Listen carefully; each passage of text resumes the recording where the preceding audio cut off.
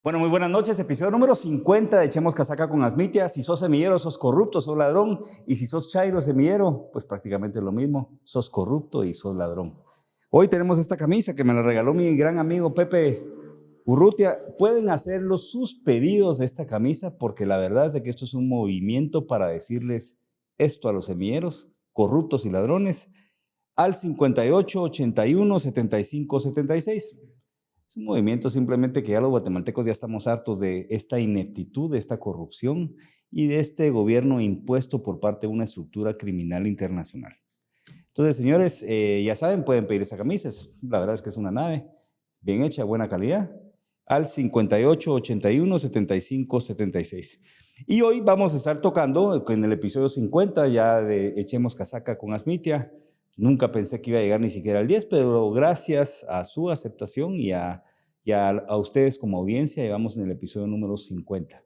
Como siempre, seguimos aquí diciendo las cosas de frente, las cosas como son, con nombres y apellidos de los responsables, y realmente tratando de hacer ver a los guatemaltecos cómo estos semilleros corruptos están verdaderamente destruyendo a Guatemala y por lo tanto destruyendo su presente y su futuro.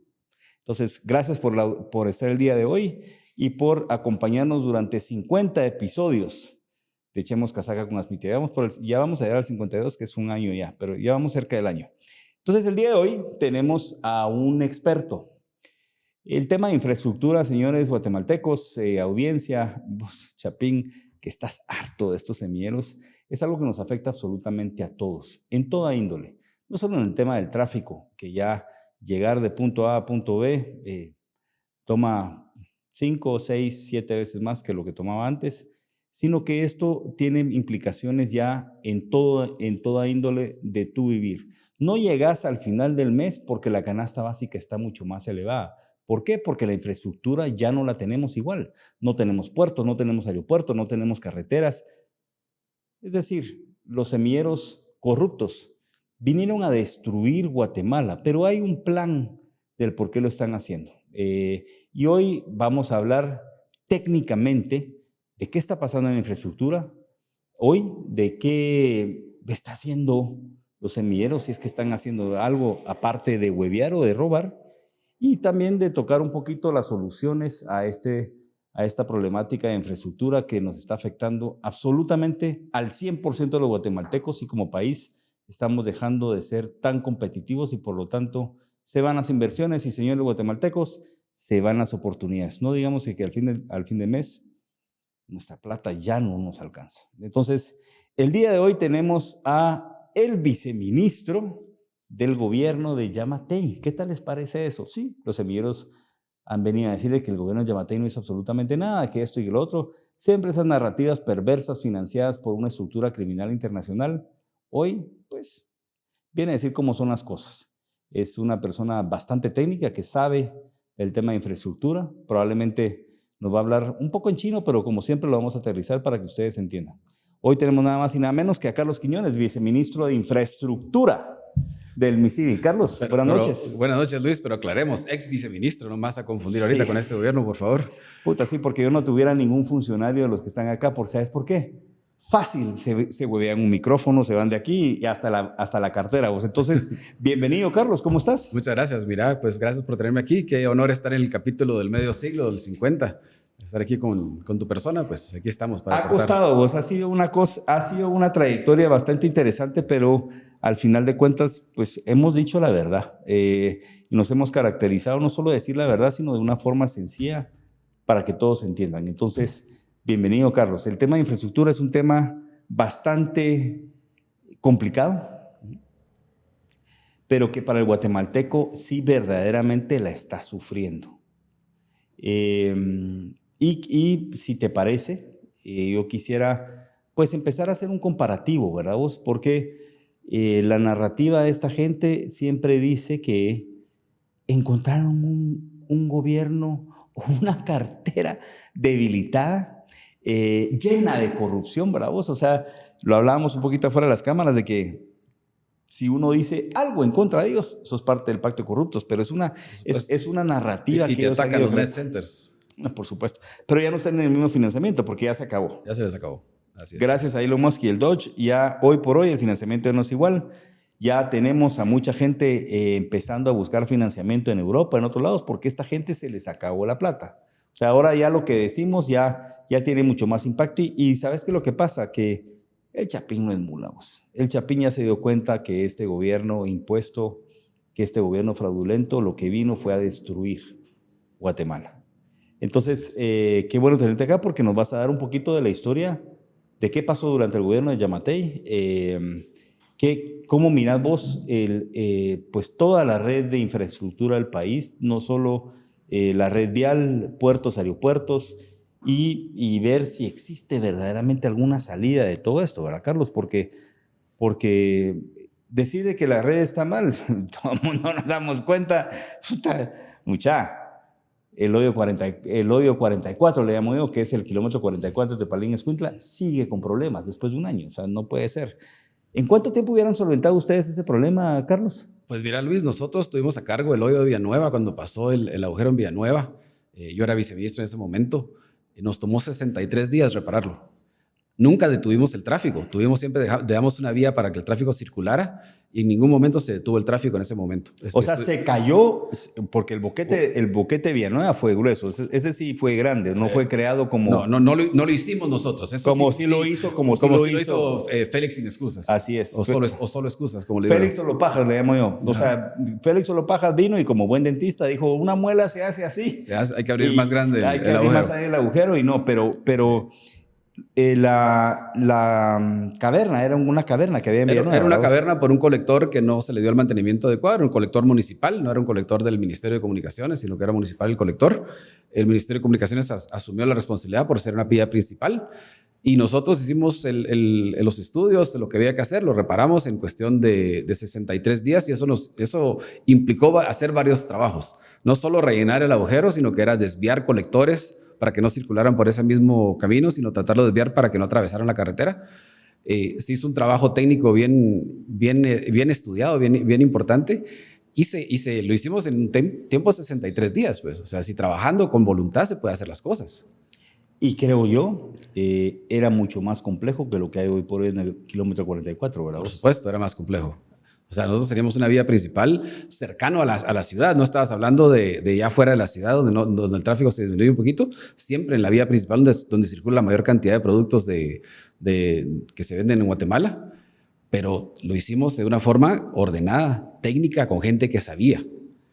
O sea, no simplemente dijimos el hoyo del kilómetro 44, según la información que a mí me pasaron del Ministerio de Comunicaciones, fueron 8 metros de tubería que se dañaron. 8 metros. De una transversal. No fue toda la transversal, no fue toda la sección de la carretera la que se dañó. No sé por qué tuvieron que hacer el hoyo de toda la transversal, de toda la carretera. Solo era el de 8 metros lo ampliaron ¿a cuánto? Al ancho completo de la carretera. ¿Qué son cuántos? Son 6 carriles de 3 metros cada uno. Estamos hablando de 18 metros. 18 o sea, que lo que hicieron fue casi que triplicar el agujero. Sí. Innecesariamente. ¿Por qué? ¿Con qué fin? Ahí les dejamos las inquietudes. Pues yo no se las voy a dejar tan ahí, ¿verdad, mucha? Al final de cuentas, estos semilleros, ya sabemos, y lo he dicho antes, vienen a destruir Guatemala para ganar billetes. Que estos cabrones, como no saben hacer absolutamente nada, ni siquiera robar. Entonces, destruyen para robar. Pero hay un fin atrás. O sea, sí sabemos por qué lo hicieron. Al final de cuentas, hay un fin atrás. Si te parece, Carlos, como esto es un tema técnico, vamos. Claro que sí. Yo lo que quisiera es hablar, los que hemos estado en la gestión pública, yo también ya fui viceministro, no de una cartera tan compleja como la tuya, pero en el Estado te miden por tu capacidad de ejecución y la calidad del gasto. Es decir, que puedas tener una ejecución alta, porque la plata en las instituciones públicas, al final de cuentas, son producto de impuestos o son producto de préstamos que generan intereses. Entonces también en base a tu capacidad de ejecución y en base a tu calidad del gasto, es decir, de que tu capacidad de ejecución vaya y se refleje en un bienestar para la población. Por ahí. Más o menos. Va, más debería ser calidad de gasto que capacidad de ejecución. Totalmente de acuerdo. Pero creo que el número más frío y más fácil de sacar es la ejecución. Estamos al 100% de acuerdo con vos. Y hablemos de la calidad del gasto. ¿Por qué? Porque el año pasado, en el año 2024, que es el año pasado, el Ministerio de Comunicaciones tenía un presupuesto de 6.042 millones. ¿Cuánto fue el presupuesto que tenían ustedes más o menos en el último año del gobierno de...? 5,000 y piquito. O sea, señores, incrementó en un 20%, 6.000. En total, ellos ejecutaron el 71% del presupuesto. Dejaron de ejecutar 1.772.5 millones de quetzales. Esto es importante porque al final de cuentas la plata ahí estaba. De hecho, la plata, hoy por hoy, ahí está. No es de que tenían que ver y hacer magias para lograr la plata, cuando usualmente un gobierno está ejecutando de tal forma que supera la captación y por lo tanto hay déficits y se tiene que priorizar. En este caso no. Había mucha plata. Dejaron de ejecutar 1.772.5 millones de quetzales. Pero la pregunta del millón es, ¿dónde está la plata? 6.000 millones de quetzales. ¿Qué es lo que nos decían a nosotros, verdad? Aquella cantaleta, ¿de dónde está el dinero? Es que ustedes sí fueron víctimas de verdad, no como ese que son víctimas, ¿verdad, mucha? Y ustedes fueron víctimas de esa narrativa perversa, muy bien financiada. Un ataque sistemático que tuvimos en contra de todos los funcionarios del gobierno anterior. O sea, era día y noche. ¿Dónde está el dinero? ¿Dónde está el dinero? ¿Qué están haciendo? No, es que, fíjate, no, o sea, era una cosa que te encontraban alguna manera de poderte atacar. Pero hoy por hoy, 6.000 millones de quetzales después, en este gobierno fraudulento, impuesto, incapaz, corrupto, semilleros vagos, no tenemos nada. No, ni un proyecto nuevo. Cero. En un año y pico, ni un proyecto nuevo. Aparte, ¿cuántos ministros ha tenido esta clica vos? O sea, 3 ministros y una ministra interina. 4. Se puede decir 4, ¿vos? 4. No digamos viceministros, ahí ya perdí la cuenta. No, eso ya la rotación de viceministros es increíble, sobre todo en infraestructura. Bueno, el gobierno de Yamatei tuvo 2 ministros. 2 ministros. 2 ministros, había continuidad y era un diputado que había pedido permiso, se fue a la primera estuvo parte. Un año y medio, después estuvo Javier Maldonado el resto del periodo. Chemundo agarra la diputación, se va para ser ministro y después... Sí, él estuvo año y medio, entró Javier Maldonado de ministro y estuvimos el resto del gobierno. Él estuvo el resto del gobierno de ministro. Es decir, hubo continuidad. Hubo estabilidad. Estabilidad, o sea, estabilidad. Eso para los que somos empresarios, los que son políticos, hay un plan, pues, y hay quien tiene las capacidades de ejecutar el plan. Hoy tenemos 4 ministros, prueba y error. Tuvimos un dentista y ahí es el kilómetro 44. De 8 metros lo amplió a 18. Un año después todavía no tenemos kilómetro 44. Pero bueno, entonces, al final de cuentas, tenemos una cartera que se gastó miles de millones de quetzales, pero a los 3, 4, 5 ministros, 6, 7 que van a haber en este gobierno, 8, pero primero Dios, ya este gobierno ya salga lo antes posible. O renuncia o lo sacamos. Tenemos una ejecución presupuestaria pues relativamente alta, pero le llamaron los ministros 0 kilómetros, 0 viviendas, 0 todo. O sea, 0 escuelas, 0 hospitales, 0 todo. La población no sintió absolutamente nada de ese gasto que tuvo de un presupuesto que había incrementado del 2023 al 2024 en un 20%. No, para nada, para nada. Nosotros en el gobierno del doctor Yamatei implementamos en la unidad de construcción de edificios del Estado las escuelas tipo bicentenario. Escuelas de 6.500 metros cuadrados que dignificaba al estudiante, que era primaria y preprimaria, con sus canchas deportivas, salones de computación, un comedor, una cocina, todo digno para el estudiante. Esas las dijeron que todo estaba malo, que todo el sistema, porque era el sistema de PVC. El sistema de PVC tiene una razón de ser, que lo hicimos nosotros. El sistema de PVC era porque nosotros en la experiencia que hemos tenido el gobierno, el mantenimiento de las escuelas es donde se gasta mucho recurso. Y el gobierno construye una escuela y pasa 50 años y no regresa a hacerle mantenimiento a la escuela. Encontramos un sistema que era libre de mantenimiento, no requiere pintura, porque la pintura, el color que tiene el PVC dura 20, 30 años. No hay que cambiarlo. Es antibacteriano, es antisísmico, es contra sonidos, contra ruido, contra todo. Entonces implementamos un sistema de construcción de Aparte escuelas. mucho más rápido, vamos, de Por construir. supuesto, mucho más rápido de construir. Implementamos un sistema de construcción de escuelas que dignificaba la educación. Y aparte de dignificar la educación, le daba al gobierno un sistema que no iba a tener mantenimiento futuro, y ese gasto constante que tenés o que no haces, lo vas a estar, te lo vas a estar ahorrando y puedes seguir invirtiendo en mejor infraestructura. Ellos dijeron que todo estaba mal hecho, gracias a unos diputados también trasnochados que quieren que todo el país se paralice, que comenzaron a decir que el sistema era malo. Demandaron esas escuelas, pusieron denuncias contra esas escuelas, las pararon, las detuvieron, ¿sí? Uno piensa en Juan José Arévalo. Juan José Arévalo, uno se acuerda de él, de las escuelas tipo Federación y del tema del ICS, de hospitales, ¿sí? Entonces nosotros tratamos de dimos unas mejores escuelas. Estás hablando del papá de Acéfalo. Estoy hablando del papá del presidente actual, ¿sí? Acéfalo, por cierto. Yo respeto la investidura. Yo trato de respetar la investidura. Mira, pues, yo trato de respetar la investidura, pero está bien. Yo respeto muchísimo la investidura. A presidentes, cualquiera que sea su ideología, su postura y todo, yo le digo presidente. Inclusive, si hubiéramos electo aquí al clon de Fidel Castro, electo, yo le diría presidente y yo estaría dispuesto a apoyar al presidente para que sacara adelante a Guatemala.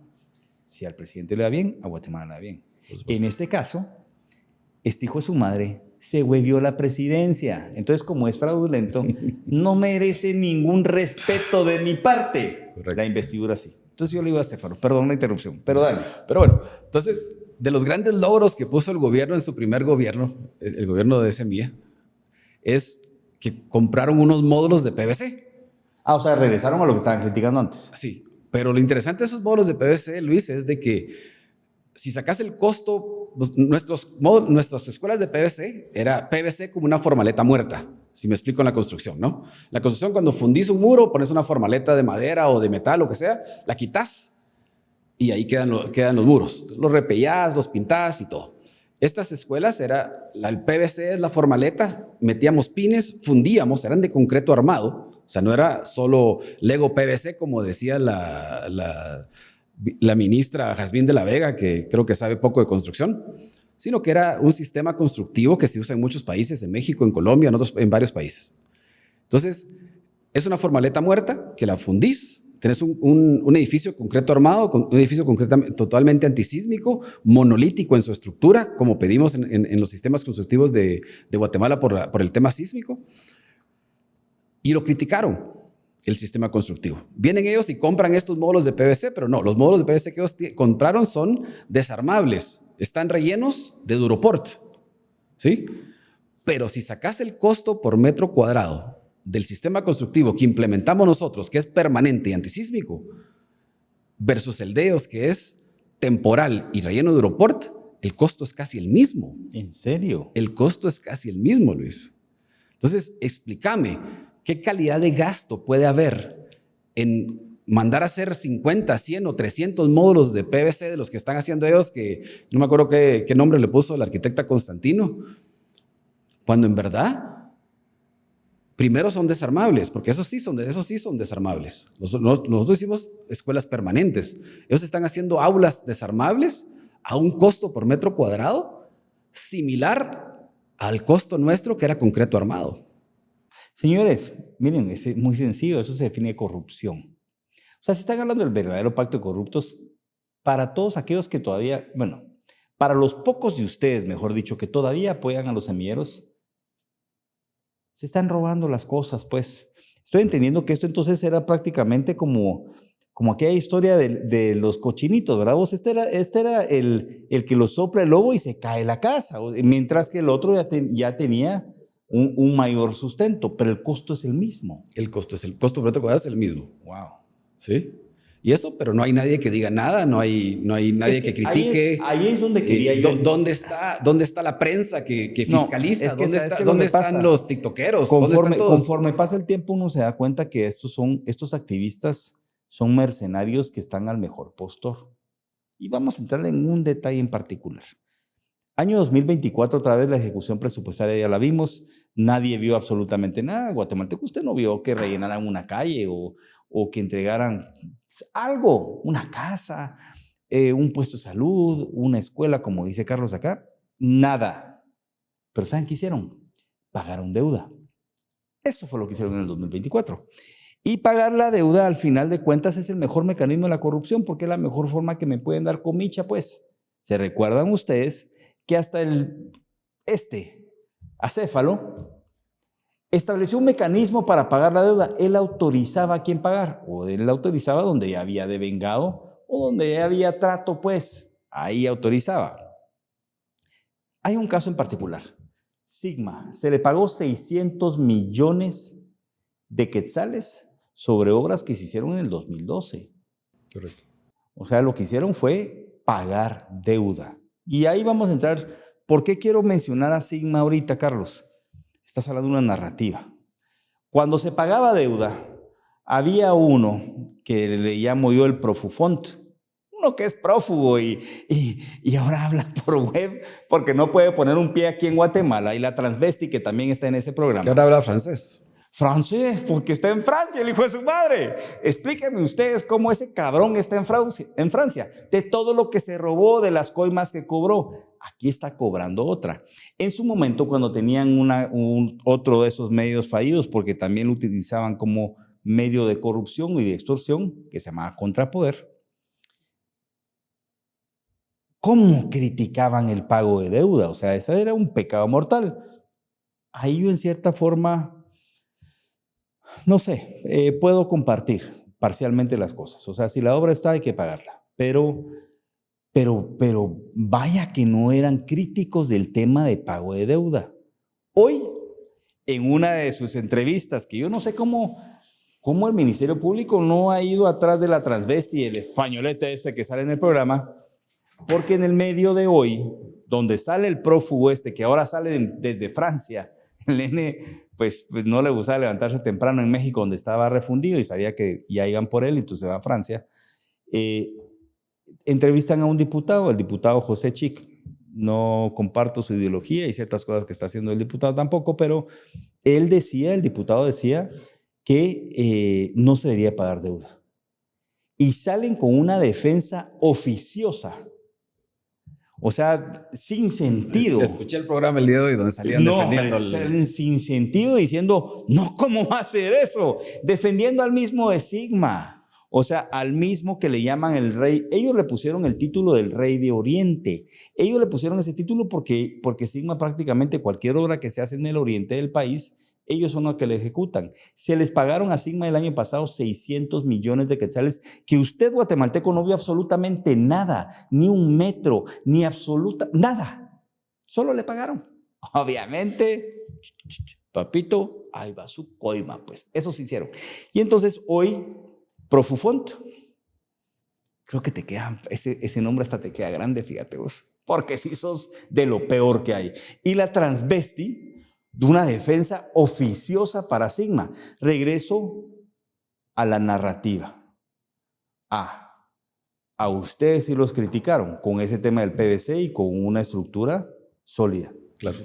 Yo creo, yo no soy, vos sos arquitecto, ¿verdad? Yo no soy arquitecto ni ingeniero, entonces no puedo opinar mucho, pero yo sé que en todo el mundo va evolucionando las cosas y sé que los sistemas para poder hacer infraestructura y todo deben de ir evolucionando también. No sé si tan rápido como en otros campos, pero deben de ir evolucionando. Sé que el PVC es una gran solución y más con las condiciones y más con los precedentes que tenemos en el país. Haces una obra, no le dan mantenimiento y después ahí queda abandonado. Ahí se queda abandonado. Entonces yo creo que el PVC era una buena salida. También hicieron unos módulos de PVC, creo yo, en el IX con unas clínicas. Ahí están, muchas. Las tienen que ir a ver, pues.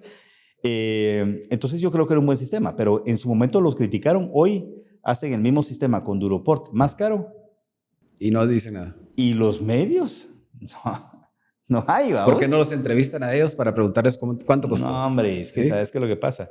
Hay mucho billete de por medio. Claro. Y hoy toda esta gente verdaderamente la está pasando mal. O sea, hoy pues ya no van a poder comprar sus apartamentos en Miami, como lo hizo Chepe Zamora, que hoy, gracias a Dios, ya está de regreso al bote, pues ya no, extorsionistas ya no pueden hacer. Profufont, no sé qué tanto puedes hacer desde Francia, pues más que la medida de las heridas, pero nunca vas a poder poner un pie aquí en Guatemala y cuando lo pongas vas a parar en la cárcel. Y la transvesti, como no saben qué sexo es, no saben cómo perseguirla, pero va a parar también ahí en el bote. Lo que sí estoy claro y seguro es que han recibido marmaja. Entonces la narrativa perversa, y te estoy dando un caso de muchos. Sí. O sea, el caso de Sigma es un caso especial. O sea, Sigma era un contrato de la ley de contrataciones anteriores que era una telaraña a los proyectos que tenía Sigma, ¿verdad? Entonces, llegar a pagar todo eso va a ser... O sea, 600 millones de quetzales. Tengo entendido que el contrato inclusive eran maquinaria obra muerta, es decir, que tenía la maquinaria ahí. Claro. Tenías que pagarles. Sí, así estaban elaborados contratos anteriormente. Entonces, hoy por hoy, probablemente esos 600 millones de quetzales es porque no hicieron obra, se quedaron ahí la maquinaria y se les pagó. Así es. Pero con qué, pero mucha. Ser semillero es ser corrupto, eso es lo que es ser acá, hombre. Pero bueno. La narrativa perversa definitivamente ha afectado mucho, Carlos, y es algo que pues, que hoy qué bueno que estás acá. Año 2025. Año 2025, según mis datos, llevan un 4% de ejecución. Creo que ya por salarios ya subieron al 6%. Pero por salarios, nada más. Porque hemos tenido oportunidad de ver al ministro el nuevo ministro que acaba de entrar, llevará 2 o 3 meses ahí, porque si no, no hay otra forma de ver cuál es el avance de la cartera. Los guatemaltecos sí lo estamos sintiendo, pero no sabemos. Yo veo al pobre ministro, creo que por su formación, Militar. Pensaría que es una persona correcta, pero creo que está en un puesto donde él no maneja. Él tal vez no controla la cartera, pero aparte tiene a la arquitecta Constantino, que fue viceministra de Edificios Estatales. Sigue ahí. Y sigue ahí de asesora.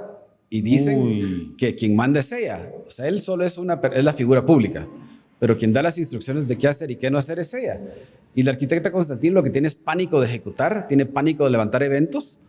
Entonces, ¿de qué sirve una persona que no quiere hacer nada?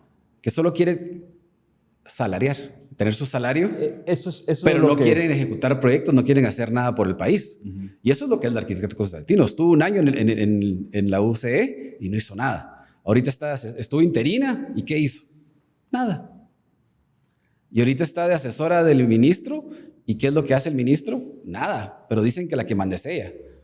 Bueno, hay alguien más que manda, ¿verdad vos? O sea, ¿quién es el que verdaderamente opera el Ministerio de Comunicaciones? Carlos, con tu experiencia. Pues por lo que hemos visto de la gente, las reuniones que tienen y quién decide a quién se le paga, a quién se le paga, es el ministro de Finanzas.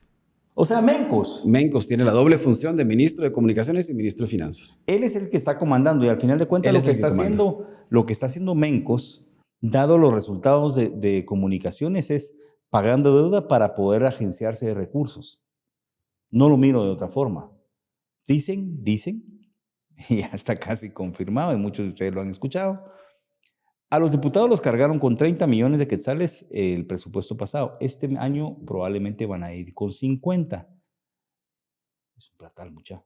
Imagínense, 50 millones de quetzales por cada diputado.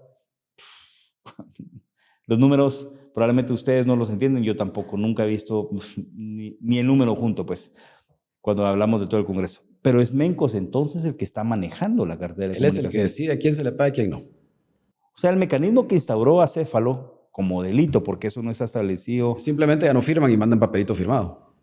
Pero sigue tomando decisiones de otro lado que no es el Ministerio de Comunicaciones.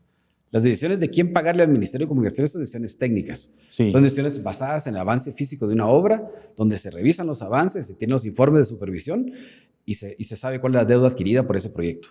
Y en base a eso se paga. No se paga en base a de que yo decidí pagarle a tal y tal, a quién sí, a quién no. Ni mucho menos cuando es una deuda tan grande y tan antigua como el caso de Sigma que estábamos hablando, pues. Sí, así es.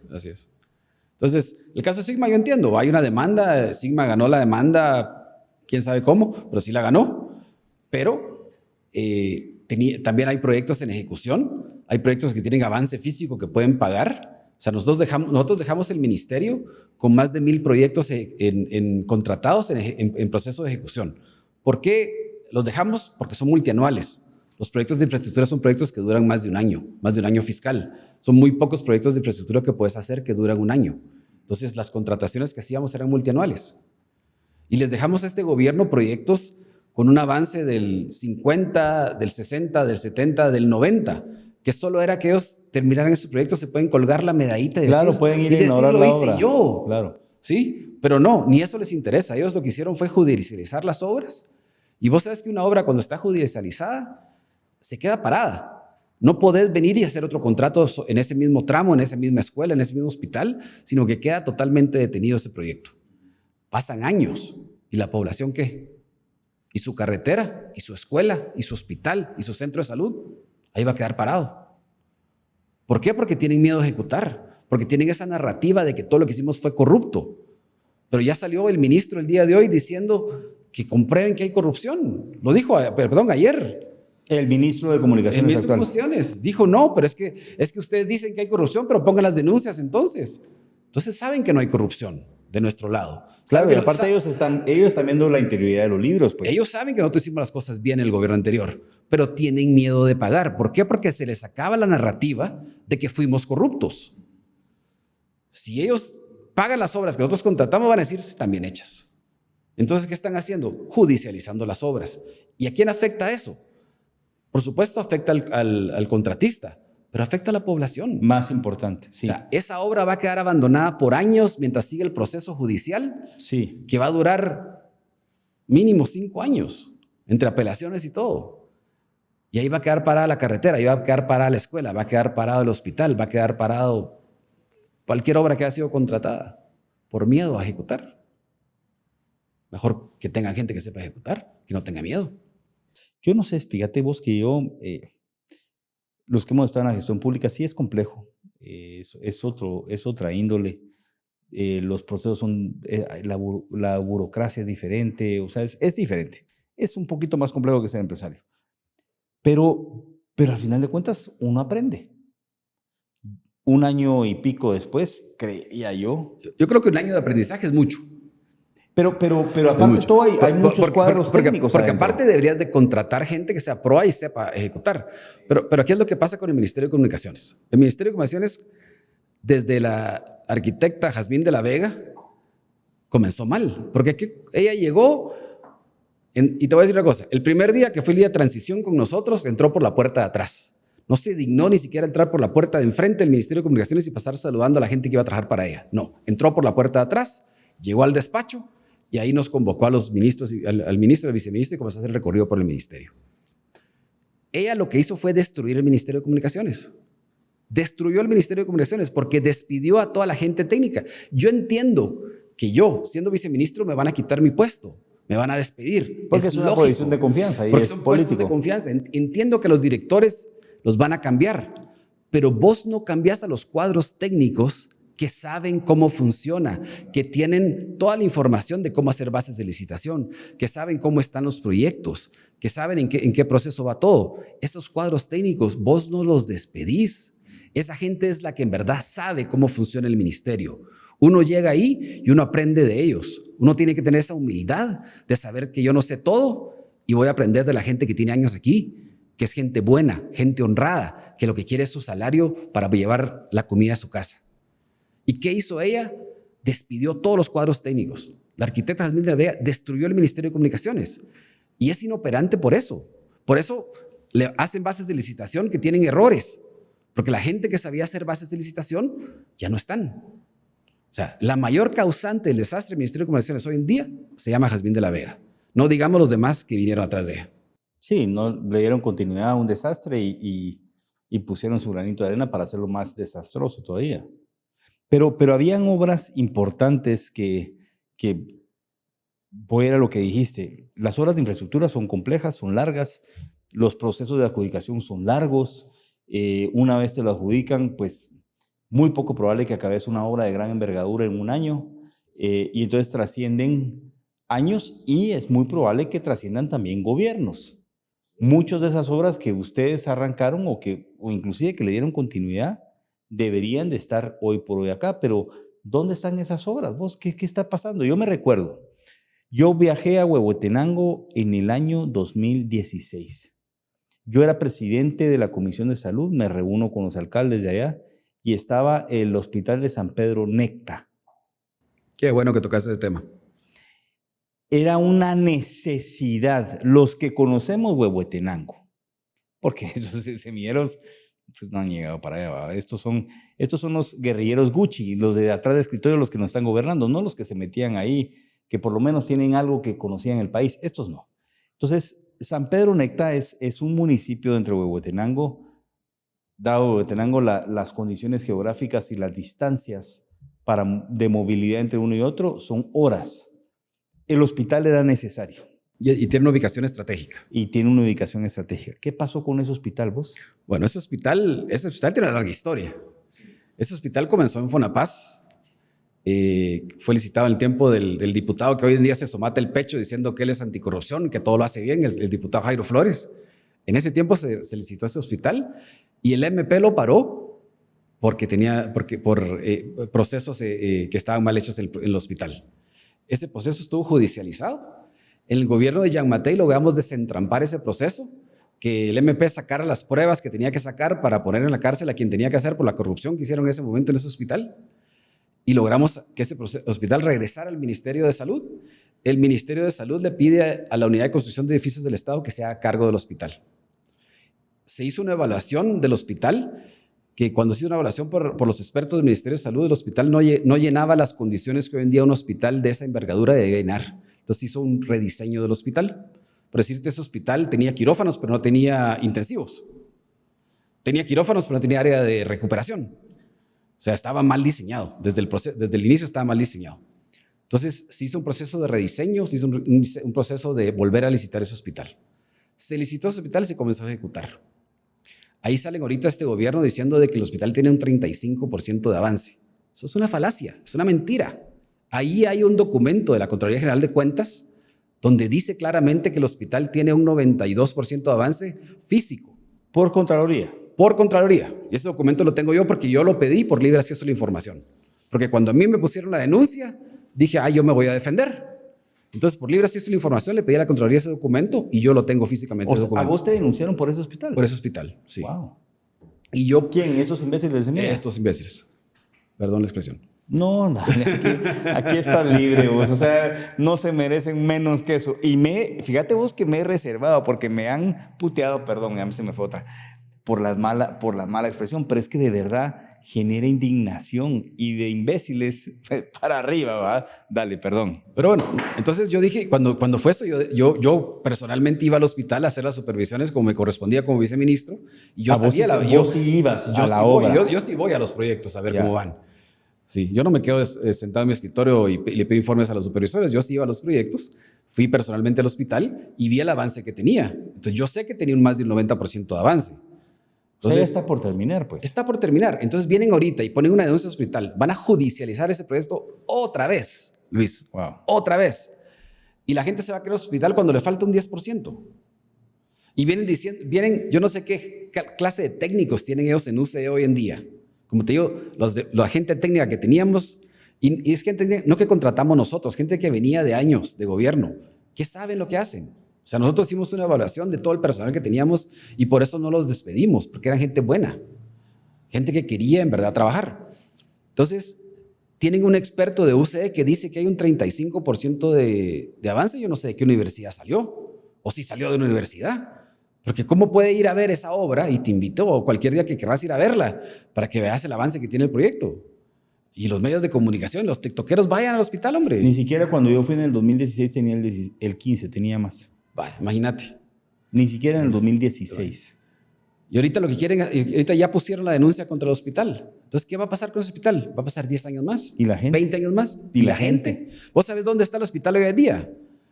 La Iglesia Católica les dio un espacio para tener el hospital. Están en área de la Iglesia Católica. O sea, ahí están atendiendo a la población. Ahí están atendiendo en condiciones infrahumanas. Cuando tenés ya un hospital a un 90 y pico por ciento de avance. No por culpa de la iglesia, por culpa de la gente que no quieren avanzar. O sea, lástima que a nosotros no nos dio tiempo de terminarlo. Lástima. Se nos acabó el gobierno. Pero ahí está el hospital de San Pedro Necta. Pero mira, yo creo que es algo que esta gente... Mira, yo siempre he dicho que los chairos lo que carecen es de creatividad y de capacidad. Y lo que hace es que van replicando modelos. Me voy a dar a entender. Lo que estás hablando del hospital de San Pedro Necta, yo sí vi más allá del 15%. No soy técnico, ojo, pero yo ya vi cimientos, yo ya vi... Vos lo viste del 15, imagínate lo que avanzamos nosotros. Por eso, imagínate. Entonces, y ellos dicen que ahorita solo tiene el 35. No, yo vi más allá que eso, en el 2016. No me extrañaría que porque una vez me topé al alcalde de San Pedro Necta y me recordó esa visita que yo hice. Digo, mire, exdiputado, me dice, por usted casi se logra y le agradezco. Le dije, mire, yo me da mi chance, pues. O sea, no es mi chance, era mi chance. Claro. Y ustedes era su chance, lo llevaron a cierto nivel y lo paralizaron. Pero regreso a que esta gente, en su narrativa, en su forma de operar, que al final de cuentas yo no he visto algo positivo por parte de los chairos. Ellos no pueden construir, son muy buenos en destruir, eso sí. Pero la dinámica es, bueno, judicializan el tema. Hay otra parte que han judicializado y que realmente impactaron a todo el país. Lo de San Pedro Necta, a mí me consta, geográficamente es necesario, la población de impacto o de influencia es sumamente elevada. Hasta hermanos mexicanos llegan a ese hospital. Va. Bueno. Hijos de su madre, esos semilleros. Pero también, pero impactaron también en otro tema y es el modelo que hacen esta gente que viene a cooptar el país, a destruir el país, que es Odebrecht. Odebrecht es algo que tenemos que hablar, Carlos, porque vos estuviste ahí y sabes lo que está pasando y sabes también lo que pasó en otros casos de Odebrecht, porque Odebrecht fue una estructura que ellos son los que crearon el mecanismo. El que acéfalo después dijo que creamos un mecanismo para pagar. Usted lo copió de Odebrecht para pagar coimas, tal vez. Ellos eran encargados y fueron los responsables de cooptar de corrupción las infraestructuras de diversos países. Guatemala no fue la excepción, pero en una infraestructura sumamente importante para el desarrollo del país. ¿Qué pasó con Odebrecht, vos? Yo creo que hay que entender el caso de Odebrecht. Yo no fue en mi tiempo en el ministerio, pero por haber estado ahí nos tocó estudiar el caso, nos tocó aprender de lo que pasó.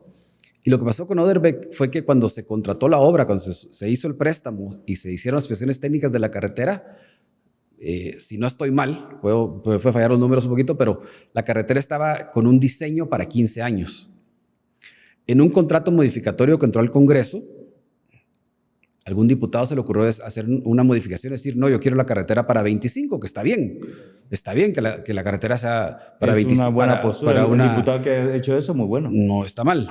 Pero hay una parte financiera, pues. No vale lo mismo una carretera diseñada para 15 años que una carretera diseñada para 25 años. Que aparte de todo, creo que eran especificaciones que nacieron de Japón. O sea, son las nuevas tendencias de infraestructura. Claro. O sea, y que harían otros dos países que ya lo estaban haciendo. Estamos hablando del tema, se llenan la boca hablando del tema del cambio climático. Entonces se busca hacer carreteras resilientes al cambio climático. Y por eso se cambia una especificación técnica para que dure más. ¿Sí? Y si uno ve las carreteras, lo que hizo Odebrecht, ahí está. Está bien hecho. Todavía hoy en día, con la falta de mantenimiento, ahí sigue. Está bien construido. Pero la parte financiera hay que entenderla. No vale lo mismo una carretera diseñada para 15 años que una carretera diseñada para 25 años. Por supuesto que no. O sea, la subbase, la base, el espesor de asfalto, todo se modifica, todo cambia. Entonces, inclusive los tramos ya preparados que habían terminado ya Odebrecht tuvieron que echarle más asfalto para llegar a esa explicación técnica. Entonces, por eso es que te venden esa narrativa perversa, esa idea de que hubo tanto, se desembolsó tanto, pero el avance solo fue el 30%. No es cierto. O sea, se desembolsó, pero la explicación cambió. Entonces el avance, por supuesto, volvió iba a más ser cara, menos. la especificación volvió más cara la carretera. obra. Volvió más caro el kilómetro de carretera. Claro. ¿Sí? Pero ahí se detuvo el proyecto. ¿Por qué no? O sea, en otros países, cuando fue todo el proyecto, todo el proceso de Odebrecht, creo que lo mencionaste en unos capítulos anteriores, obligaron a Odebrecht a terminar los proyectos. Claro. O sea, en Perú vino Odebrecht y a su costo terminó las carreteras que tenía en proceso. Aquí en Guatemala no. Aquí en Guatemala, con tal de tenerlos como testigos protegidos y hacer una persecución política, ideológica, pararon el proyecto. Pararon el proyecto. Entonces, ¿qué? ¿Y quién salió dañado? Todos los guatemaltecos. Los políticos no. Salió dañado la población, el país.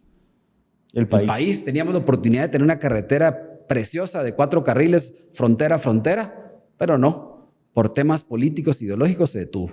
Más allá de temas políticos, lo cual estoy de acuerdo con vos, ideológicos definitivamente, temas de plata. Estos cabrones se pararon robando dinero. O sea, la pancha, el arranca cebolla, saqué el profuguito que ahora dicen que ya se fue de Washington, ahora está en México porque el otro Chairo mayor, uno de sus patrones, Edgar Gutiérrez, es embajador y por lo tanto jaló a todos porque saben que ya les viene la daga. El profuguito, Iván Velázquez y toda esa estructura, yo lo dije en ese episodio con el diputado Duay Martínez, dije, la mayor monumento a la corrupción es lo que hoy por hoy tenemos en esa carretera. Es una carretera completamente olvidada y eso sí nos afecta el país. Una carretera con una cinta asfáltica que iba a ser de 25 años, eso también afecta también el peso del transporte que puede pasar por ahí. Más de 70 puentes, o sea, iba a ser una belleza. 4 carriles. Carretera. Los que pasan por ahí hoy por hoy han tenido accidentes, o sea, ya es... nos merma en la productividad del país, por lo tanto en las inversiones y por lo tanto en las oportunidades y una causa del porqué de la migración. ¿Cómo? Ahora, vos sos experto, pero tratemos de aterrizar porque el guatemalteco sufre el tráfico, el que nos está viendo allá de esa cerca de la frontera o que transita por esa fallida Odebrecht o por esos tramos que no le han dado mantenimiento, el que ha ido al puerto, ya no han cortado ni siquiera la grama, pues, o sea, no puede ser. O sea, la gente sabe que este es un gobierno, es una cagada de gobierno, ¿verdad? Pero miremos cómo afecta también a todos los guatemaltecos, o sea, porque hay población que probablemente no transita por el kilómetro 44 entre Puerto y Escuintla, pero que a pesar de que no es de ahí... Pero más del 70% de la economía de Guatemala circula por esa carretera. Pues a eso iba. ¿Cómo afecta al guatemalteco, Carlos? ¿Qué impacto tiene una falta, vos siendo experto, qué impacto tiene una deficiencia en infraestructura en la competitividad del país y por ende en el guatemalteco? Mira, yo me acuerdo claramente en el gobierno de Álvaro Arzú, que hizo bastante obra de infraestructura. La campaña de uno de los partidos políticos que compitió en la campaña siguiente decía, el asfalto no se come. Claro que no se come, pero el asfalto sí impacta en la canasta básica y eso sí se come. Y eso hay que tenerlo claro. Si no tenemos una infraestructura buena, una infraestructura digna, el transporte, el flete, sacar tu producto del campo, eso influye en tus costos final del producto. Y eso tenemos que tener claro. O sea, una infraestructura buena nos va a bajar costos de la canasta básica. Una infraestructura abandonada nos va a subir los costos y eso es lo que tenemos hoy en día. Y eso es lo que causó Odebrecht al dejar abandonar sus proyectos. Mira, yo fui viceministro de Desarrollo Social y por ende yo tuve a mi cargo el manejo de los programas sociales. Yo no era de escritorio, yo iba al lugar a poblaciones y a familias en extrema pobreza. Me reunía con ellos porque era parte de la socialización. Cuando se arma el Ministerio de Desarrollo Social no era para generar dependencia, era para graduarlos de la pobreza. Tanto así de que el decreto 1/2012 que crea el Ministerio de Desarrollo Social es que decían que los programas son temporales para que puedan graduarse los programas. Bueno, ¿por qué doy ese preámbulo? Porque entonces me iba a casaquear con la gente y les decía, miren, ¿qué necesitan? Necesitan más programas. Y para mi sorpresa, me decían, queremos la calle asfaltada. Así es. ¿Por qué? Porque así sacan sus productos. Eso les da más competitividad. Los que tienen ahí sus productos, sus hortalizas, lo que hagan, quieren ellos transitar para poderlo sacar. O sea, sí hay una relación directamente proporcional entre la calidad de infraestructura y el desarrollo de país o de familia, directamente. Pero lo que decís de la canasta básica, hay otro término que le llamaron la ósmosis social. El tema de la migración es un tema milenario. El humano busca sus mejores condiciones donde hay más oportunidades para sacar adelante a su familia. Si yo allá voy a sacar adelante a mi familia, me voy para allá. Eso es un fenómeno histórico. Totalmente. Ahora, en estas nuevas generaciones, o donde estamos hoy por hoy, si yo, guatemalteco, aquí me cuesta sacar mi hortaliza porque el bache, porque llegar al puerto se arruina mi mercadería, entonces no llego, sale más caro, la gasolina. Se daña el vehículo, tenés un gasto de mantenimiento del vehículo que al final se lo vas a cargar al producto. Y entonces ya no me vuelvo competitivo, mientras que me voy de migrante, me voy de mojado, dejo a mi familia para tratarla de sacar adelante a la distancia.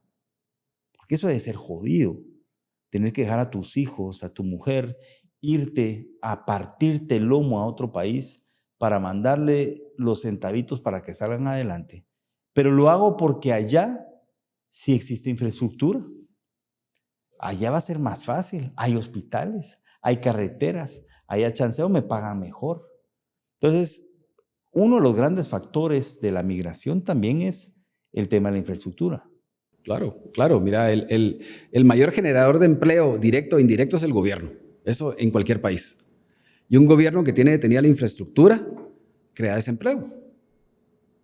Y la falta de infraestructura crea desempleo. La falta de condiciones para poder transitar genera desempleo porque las empresas no quieren, ya no pueden producir, ya no son competitivas, como acabas de decir. Entonces, ¿qué tenés? Migración. ¿Tenés migración? Porque no hay empleo. Y eso es gran culpa del gobierno que tiene paradas las obras. Aparte el personal calificado. Por supuesto. O sea, por supuesto, hay empresas constructoras que tienen personal calificado, que son operadores de maquinaria pesada, que en Guatemala hay pocos. Han venido entrenándolos por años y años, pero si tienen parados los procesos, o les pagan un salario para mantenerlos y retenerlos, que es una pérdida para la empresa, o los dejan ir. Y cuando los dejan ir, ¿qué van a hacer? Migrar donde sí hay empleo de maquinaria pesada. Y son codiciados. Codiciados porque haya falta también. Sí, porque estás hablando de una maquinaria que te vale $600,000 claro, o más. No le vas a dar a cualquiera que te lo opere, pues. ¿Sí? O sea, lo que están causando esto es una parálisis también en la infraestructura. Total. En los empleos. Desempleo, están causando migración.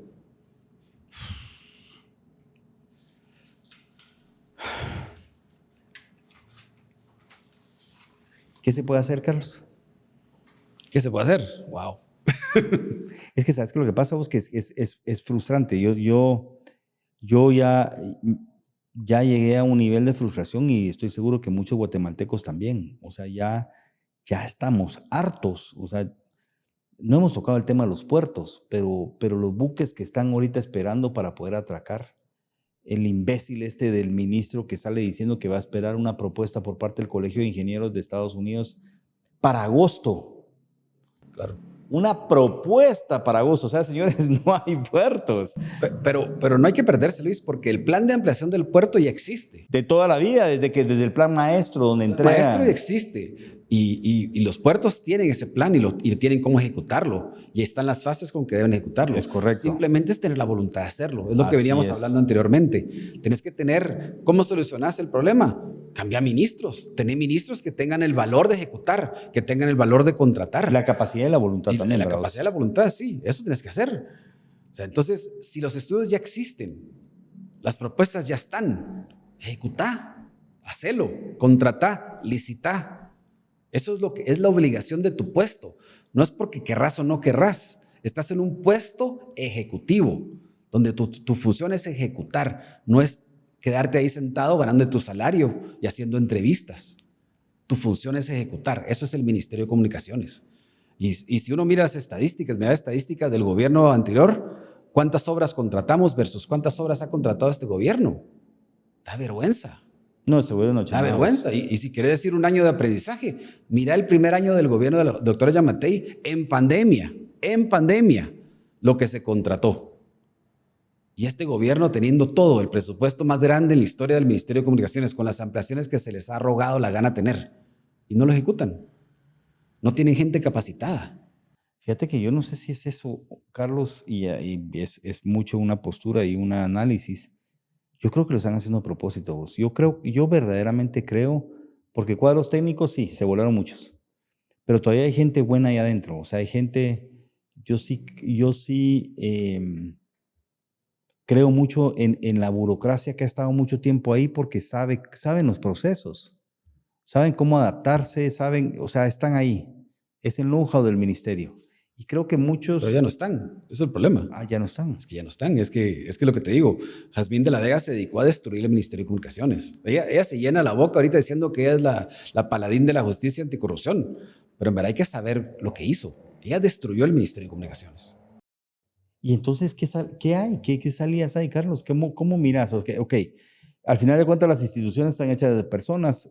Definitivamente yo cambiaría hasta Céfalo, pues, y la Chupitos está dormida y chupando. Pero, sí, yo sé, le fascina el guapino a la Chupitos, ¿verdad? Pero, y a Céfalo también, pero yo quitaría a todos. Pero para que los guatemaltecos miren una salida, dales, por favor, una luz al final del túnel de qué se pudiera hacer.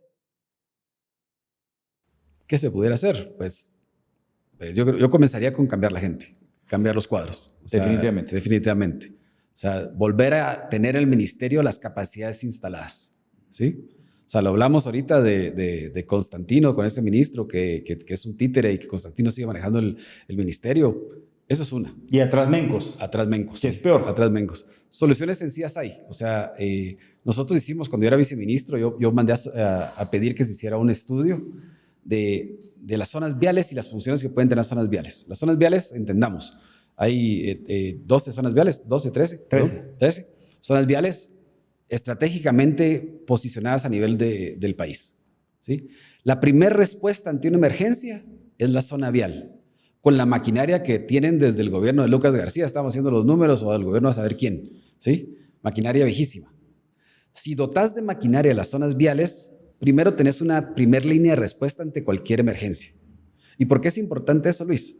Porque ahorita que tenés un covial que no levanta ni un evento, que en año y pico no han hecho nada por el mantenimiento vial, porque parte de las funciones de covial no solo es el mantenimiento vial, es la atención de emergencias. ¿Y cómo atiende las emergencias covial? Por medio de los contratos vigentes que tienen. Pero si no tienen ningún contrato vigente, no hay ¿cómo van a atender emergencias? Uh-huh. ¿Sí? Entonces, la primera línea de respuesta va a seguir siendo las zonas viales y, en su caso, el cuerpo de ingenieros del ejército, con la capacidad limitada que tienen instalada porque tienen poca maquinaria, ¿sí? Pero las zonas viales están estratégicamente ubicadas. Si dotas de maquinaria las zonas viales, puedes primero tener esa primera línea de respuesta ante una emergencia. Segundo, dedicarse a los caminos terciarios. Nosotros hicimos el estudio. Contratar 1 kilómetro por medio de covial de caminos terciarios. Caminos terciarios hablo de los caminos de terracería, que son parte de la red vial. O sea, es más del 50% de la red vial registrada en Guatemala, los caminos de terracería. Puedes darle un mantenimiento con las zonas viales, ¿sí? Lo hacemos, lo hace el Ministerio de Comunicaciones con la limitada capacidad que tiene ahorita, hace X cantidad de kilómetros con las zonas viales. Si estuvieran dotados de un convoy cada zona vial, cada año podrían ejecutar el 50% de los caminos de terracería. El siguiente año el otro 50%. Y al tercer año ya volvés con la rotación de los caminos. O sea, cada 2 años rotás. Cada 2 años rotás. Y le das mantenimiento a la red vial. Y le vial. das mantenimiento al 100% a la red vial terciaria por medio de las zonas viales. Soluciones hay. Hay que tener voluntad. Nosotros propusimos en nuestro presupuesto contratar maquinaria, pero no lo quitaban. No lo quitaban en el Congreso. Diputados malintencionados algunos, que no quieren ver el avance del país, ni los vamos a mencionar acá. Diputados hay buenos, diputados hay malos, hay de todo, ¿verdad? De todo. Vos sabés, vos estuviste ahí. Entonces, soluciones hay. Se pueden hacer. Se pueden hacer. Pero tenés que tener la voluntad y la gente técnica y capacitada que sepa hacer las cosas. ¿Sí? Ley de compras y contrataciones. La ley de compras y contrataciones es complicada. Es bien complicada. En el 2018, 2019, en el gobierno de Jimmy Morales, el Banco Mundial contrató un experto de adquisiciones. Es un experto, es un ingeniero uruguayo, Rodolfo Gastaldi, que él fue el que creó las bases de licitación, las bases de adjudicaciones del BID. O sea, imagínate, él creó las bases del BID, con el que el Banco Interamericano de Desarrollo contrata las obras. Lo contratan a él para desarrollar una nueva ley de compras y contrataciones. Yo tuve acceso a esa propuesta, es una muy buena propuesta, pero quedó abandonada. Nunca salió a la luz del día. O sea, hay formas de hacer las contrataciones más transparentes y más eficientes, pero hay que tener la voluntad de cambiar las leyes. La ley de contrataciones tiene tiempos que son, siempre sale más de alguien diciendo cambiemos los tiempos, hagámoslo más eficiente. Pero desafortunadamente estamos amarrados al TLC. Y el TLC tiene un artículo donde dice que debe de existir siempre la participación de empresas extranjeras. Y para esa participación piden 40 días de tiempo. Entonces, en base al monto, me imagino yo. Por el monto de la contratación. Sí, media vez se da una licitación. Entonces, por eso es que no estamos amarrados por el TLC. Estamos amarrados por el TLC. O sea, eso que te quieran vender de que vamos a venir y cambiar los tiempos es falso. Primero te del TLC. Si no, no vas a poder. Sí. Es bueno saberlo. Sí. ¿Alguna otra cosa que pueda hacer el Congreso vos? El Congreso. Yo creo que el Congreso puede hacer un proyecto, un tema más eficiente de fiscalizar. Tenemos un gasto en las escuelas que hizo que se llenan la boca diciendo de que hicieron 10,000 remozamientos de 10,000 escuelas. O sea, nosotros éramos los impulsores del remozamiento integral de escuelas. Lo hicimos desde el gobierno de Jimmy en la UCE y lo seguimos haciendo en el gobierno del doctor Alejandro Yamatei, el remozamiento integral de escuelas. ¿Por qué un remozamiento integral? Porque si uno va a las escuelas, que yo creo que la ministra nunca ha ido a una escuela. ¿Cuál? La que se fuma el churro, esta. Sí, cabal. La Giraca, sí, no, o sea, esa no. Porque en verdad uno ve el abandono que tienen las escuelas. Entonces, con 75,000 quetzales que le das a los padres de familia, ¿qué vas a lograr, Luis? No vas a lograr nada. El Banco Interamericano de Desarrollo tenía el programa de dotación a las OPFs de 75,000 quetzales. No es que ella sacó esa idea viene de un programa del BID, claro, de un préstamo que tenía de escuelas, para mejoramiento de escuelas, que incluía esa parte de remozamiento por medio de 75,000 quetzales, pero era fiscalizado por el BID. Había calidad del gasto. Pero si solo venís y le das a los padres de familia que no tienen... O sea, el BID contrataba expertos en infraestructura para hacer estudios, para ver hasta dónde iba a alcanzar el gasto. Los padres de familia ponían la mano de obra y el BID ponía los materiales con esos 75,000 quetzales. Pero había un estudio previo. Pero solo venir y darle 75,000 quetzales a los padres de familia que no tienen conocimiento de construcción, ni de cómo comprar, ni cómo ejecutar, ¿qué calidad de gasto va a haber? Van a pintar con 75,000 quetzales, van a comprar un inodoro. Cambiar la chapa, cambiar el inodoro. Pero entonces, y es fácil, o sea, los congresistas podrían venir y fiscalizar esa calidad del gasto, venir a ver qué hicieron con los 75, si el Ministerio de Educación pone en su página qué fue lo que hicieron. Vayan a ver.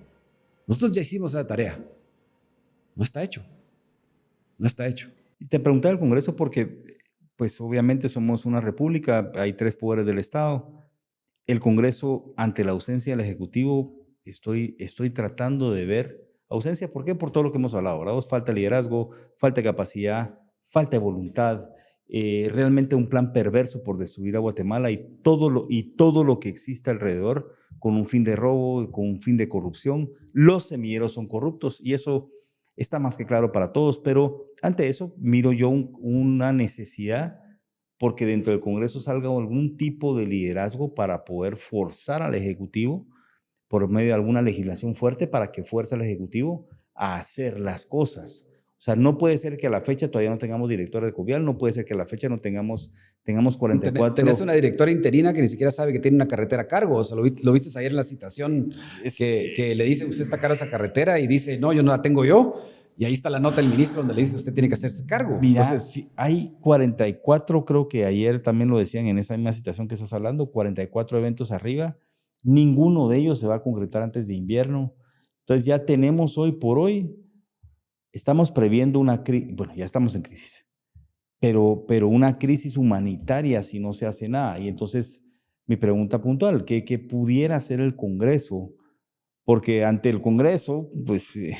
¿Qué va a pasar? ¿Qué pienso yo que va a pasar? Creo que ellos van a aprovechar la crisis, van a haber emergencias, porque obviamente va a venir un invierno que va a causar problemas, porque una red vial sin mantenimiento va a tener problemas. O sea, la vida de una red vial es el mantenimiento preventivo. Es como la salud de uno. Claro. Uno no espera que le dé el infarto, uno trata de verse, irse a hacer los chequeos médicos para estar bien, para prevenir ese infarto, ¿no? Igual son las carreteras. Si uno no le da mantenimiento, si uno no le da el seguimiento, en qué estado está, van a pasar emergencias. ¿Y qué va a pasar? Van a haber emergencias. ¿Y qué van a hacer? Estados de calamidad. Y van a contratar a dedo. ¿Qué es lo que viene haciendo este gobierno? Contratando a dedo. El kilómetro 44 lo contrataron a dedo. Y dijeron, vamos a contratar una empresa que tenga experiencia.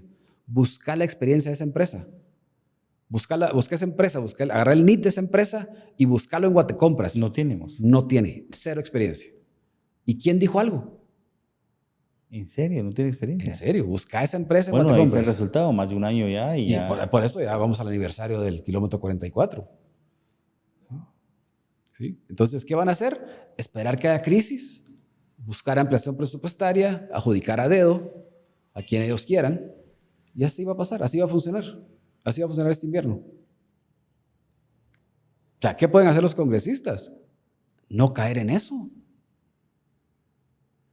Defender la calidad del gasto, defender los intereses del guatemalteco. ¿Forzar al Ejecutivo para que haga algo? Podrían hacer leyes específicas, o sea, pueden ser, como hicimos el decreto 21, que fue un decreto que era una propuesta nuestra de hacer un mantenimiento puerto a puerto, frontera a frontera de las carreteras existentes principales.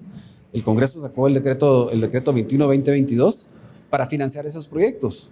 3,000 millones de quetzales fue eso, ¿verdad? Sí, pero bien adjudicado, o sea, decía detalladamente que era. Se licitó con todas las de ley, pues no fue un estado de calamidad, sino y que no fue designado tampoco a dedo, o sea, simplemente lo único que se consiguieron fueron fondos y se designó. Licitaciones públicas con fines específicos, o sea, los alcances de esa ley es una ley temporal, pero estaba claramente definidos cuáles eran los alcances.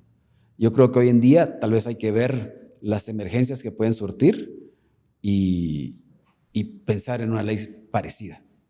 Una ley parecida. Con ampliación presupuestaria no creo. Tienen presupuestos suficientes, sino que hacer las asignaciones en el presupuesto que tiene, asignarlo específicamente para proyectos.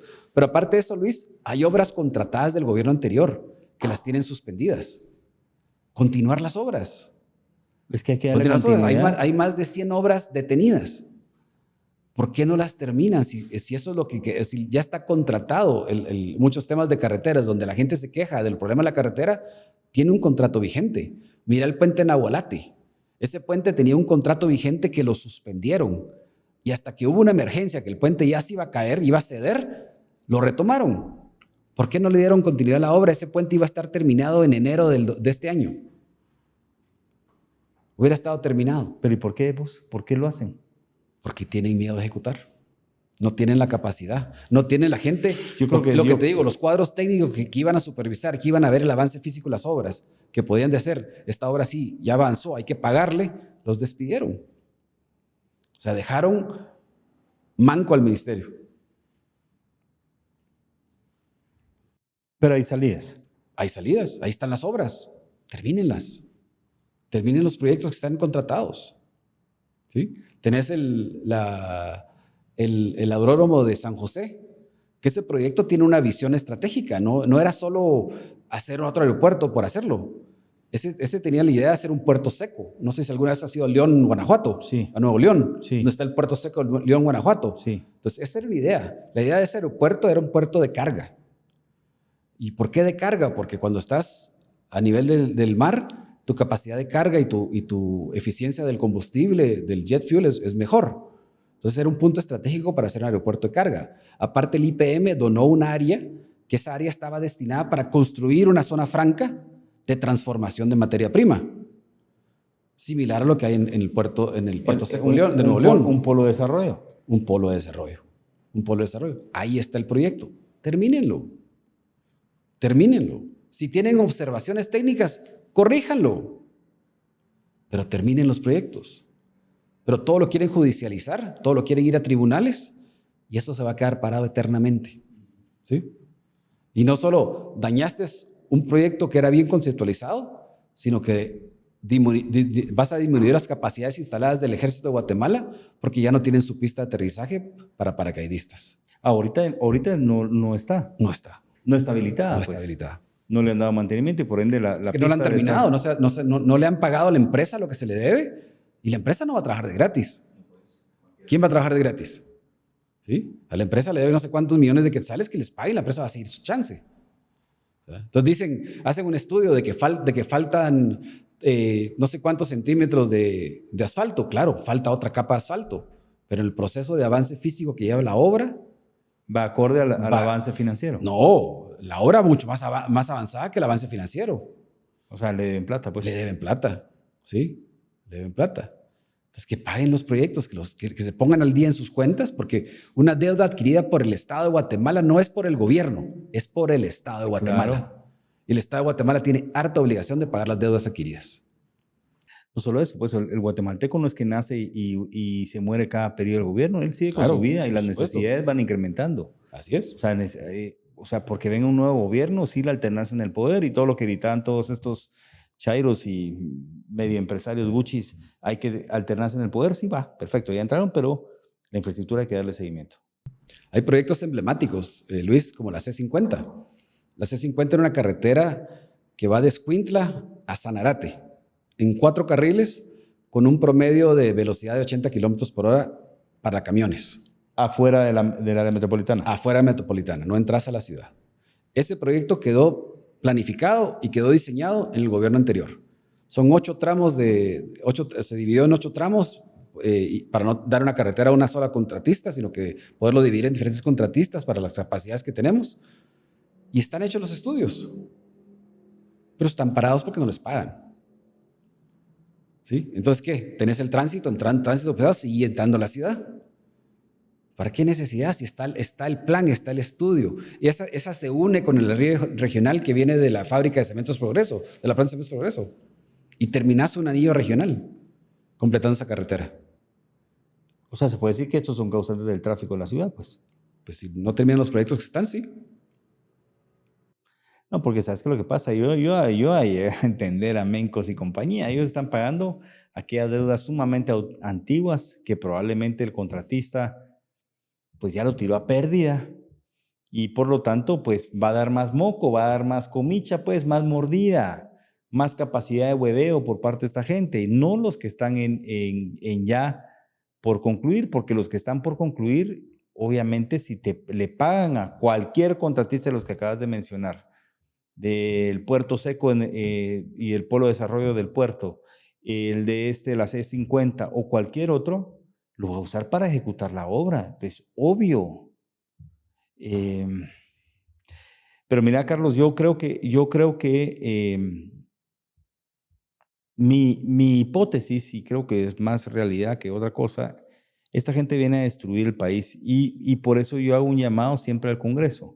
He tenido la oportunidad de hablar con varios diputados y decirle, miren, mucha, no, o sea, ante la falta de liderazgo, Acéfalo, pues está de viaje, ¿verdad? Mucha como rey allá en Uruguay, con la foto con los socialistas, progresistas, los que han destruido también sus países, la Chupitos bien a pija, los ministros sin conocimiento de causa, ensayando, pues no sé, nefasto. El Congreso tiene la potestad y tiene la posibilidad de salir a cargar, ahorita que estamos ya en temporadas de Semana Santa, un anda que se está cayendo. El país se está cayendo. Y sacar legislaciones fuertes como esas. Yo soy de la idea que hay definitivamente que reformar la ley de compras y contrataciones. Hay que reformarla. Ha paralizado al Estado. Y lejos de reformarla, porque yo no soy muy partícipe o muy amigo de hacer Frankenstein, es decir, de llegar a reformar, no. Es borrón y cuenta nada, es hacer una nueva ley. Eso fue lo que se hizo con el Banco Mundial cuando contrataron a este experto. Fue arrancar no chaposear la ley que existe, sino que era hacer una nueva ley. Es lo que está pasando con la ley electoral de partidos políticos, que es un Frankenstein. Sí. Y la ley de compras y contrataciones también fue creada con un fin perverso para paralizar el Estado de Guatemala. Desde entonces esta gente viene a destruir el país y por lo tanto es borrón y cuenta nueva. Legislaciones como el decreto 21-2022, que en el cual pues, se le da recursos para hacer ciertas obras específicas. Este caso yo concuerdo con vos, 158,000 millones de quetzales, 7,800, ¿cuánto es el presupuesto de este año? De 7,859 millones de quetzales para comunicaciones, de ahí hay plata. Y tienen un 6% de avance. Pero tienen solo salarios. Solo salarios y ciertos pagos de deuda porque tal vez los nenecos ya se lo gastaron en sus viajes a Uruguay y compañía. Carlos, ha sido muy enriquecedor tu participación el día de hoy. Te agradezco porque nos das una vista desde un punto, pues, valga la redundancia, desde un punto de vista muy técnico y con conocimiento de la infraestructura. Yo te pediría, a mí me pasó, fíjate vos, cuando yo fui viceministro de Desarrollo Social, conocí al monstruo de cerca. Conocí a las necesidades de los guatemaltecos y no pude cruzar de brazos y decir, hasta aquí llegué. tenés que seguir activo. Creo que la narrativa perversa ya se está acabando. No tiene sustento y no tiene fundamento. Lo que se hizo, pues, a diferencia de otros que se han ocultado, vos aquí venís a dar la cara y a decir lo que se hizo y cómo se hizo y el avance que se tuvo. Te pediría que sigas activo. Tenemos que estar criticando a esta gente. Primero Dios salga lo antes posible de donde está, porque están usurpando el poder. No es presidente y por eso no le llamo así, yo le llamo acéfalo. Aunque soy muy respetuoso de las instituciones, vamos. Pero que sigas. O sea, seguí. Gracias, Luis. Gracias, Luis. Seguí. Pues la intención es apoyar a Guatemala. O sea, a mí mis papás me inculcaron un amor a Guatemala que no lo cambio por nada.